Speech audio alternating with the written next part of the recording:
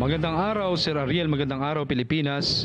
Matagumpay na isinagawa ng 203rd Infantry Bantay Kapayapaan Brigade, 2nd Infantry Division, Philippine Army ang change of command ceremony noong 15 ng Marso taong kasalukuyan sa himpilan ng 203rd Infantry Brigade sa Barangay Pag-asa Bansud, Oriental, Mindoro.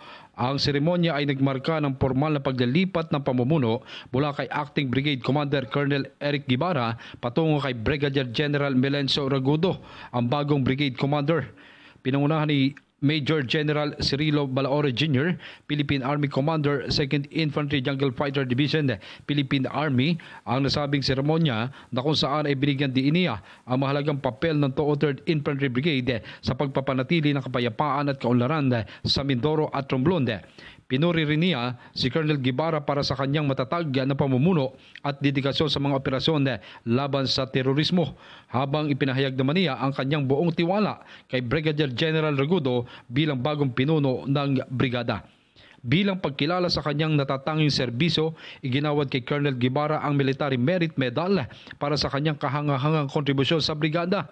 Kasunod dito, formal na ikinabit ni Major General Balaoro ang ranggo ng promosyon kay Brigadier General Ragudo bilang pagkilala sa kanyang kakayahan sa pamumuno at dedikasyon sa serbisyo.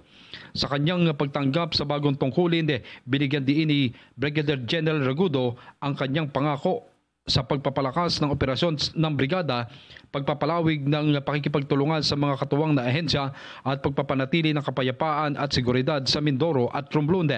Kanyang kinilala ang tapang at dedikasyon ng mga tropa at hinimok silang patuloy na maging matatag sa kanilang misyon na protektahan ang mamamayan at itaguyod ang pangmatagalang kaunlaran.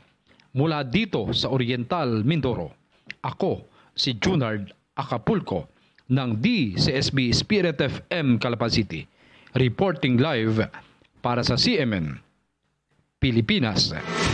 CMN Live Nationwide.